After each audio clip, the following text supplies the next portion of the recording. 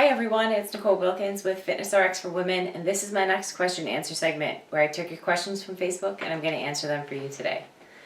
The first question I have is, how do you keep your food interesting? If you eat a lot of the same foods, they get boring. Thank you.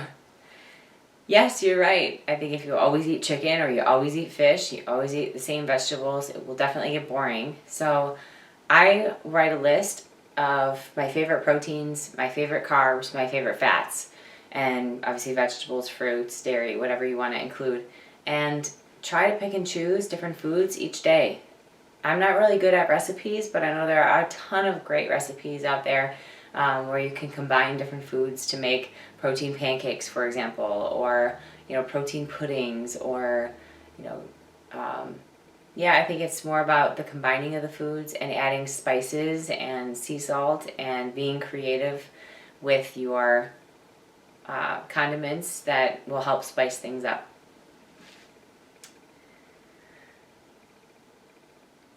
Hi Nicole, I lift and do moderate cardio 3 to 4 days a week. My arms are getting more muscular, but they are starting to look bigger than I want.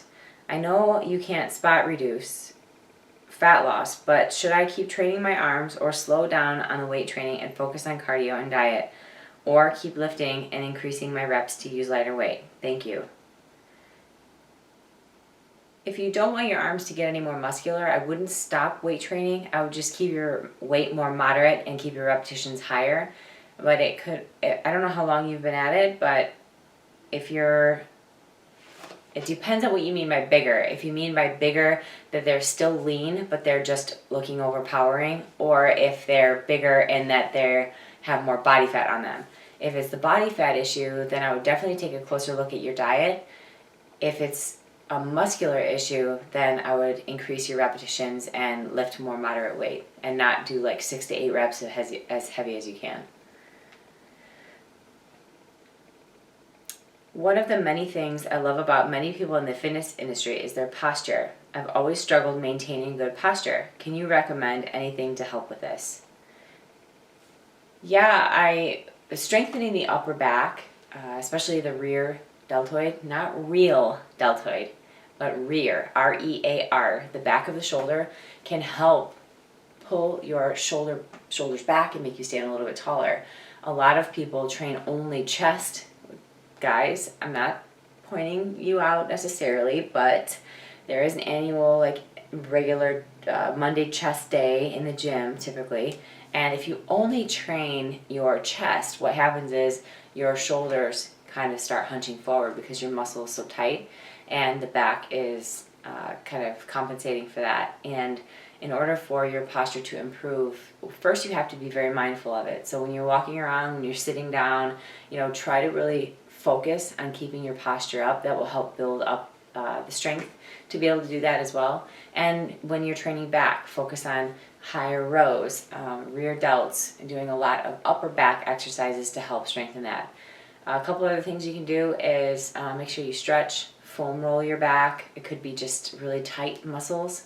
But yeah, hopefully those things help. For optimum results, split body training or whole body training? Optimum results means different things to different people. Optimum results could be gaining muscle to some person, and another person could just be losing body fat. One person could be gaining shoulder roundness. One person could be, gaining more leg muscle or gaining more shape to their legs. So optimal training program is very specific to the individual. To me, an optimal training program isn't just the weight training, but it is the combination of cardiovascular exercise for your heart, proper diet for nutrients and maintaining a good physique that feels comfortable to you, and also strength training for the obvious benefits of strength training.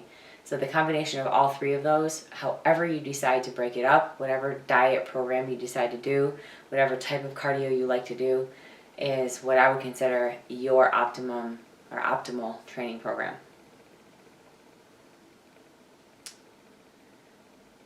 I'm curious about intermittent fasting. but my workouts are typically 5:30 in the morning. I would prefer to hold my fast until lunchtime. So would it be bad not to eat after my morning workout?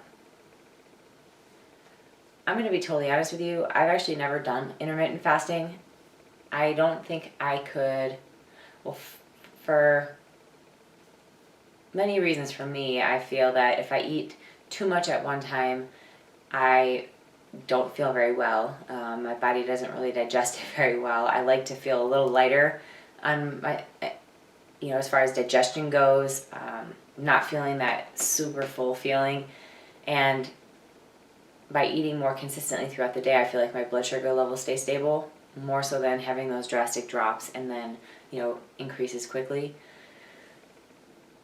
With that said, I think that around your workout is the most important time to eat. Before your workout, so that you have energy to sustain you through your training, and post-workout to refuel the energy that you utilized. So I think that pre-workout and post-workout is much better. If you can change your workout time or your fast time, I think it would be the best. And the last question I have is, my deltoids are my weakest area and I want them to grow, but when I train them, I only feel my traps after. My traps are huge and always take over my shoulders. I need tips on how to grow shoulders and make traps do less work. I tried with lighter weight, but it doesn't help. Before you perform a shoulder exercise, make sure that your shoulders are down and back. So that way you're not starting from this where your traps are already engaged. So if you're doing lateral raises and your shoulders are kind of hunched forward and you do lateral raises, you're going to focus a lot more on the the trap. So you want to lift your chest up and then perform the movement. It sounds like your traps might be really tight, so if you can get a massage and help work that muscle out so that it's not super tight, so that when you're doing the exercise you're not already starting hunched over, that might help. Going a little bit lighter until you can start to feel, like you said, you tried, but I would try again. But I think really focusing on your posture before you start the movement can definitely help take some of the trap out. So those are my questions for this week. Until next week, keep asking your questions on the FitnessRx for Women Facebook page. I'll be back here every Friday to answer them for you. Until then, keep living the fit life.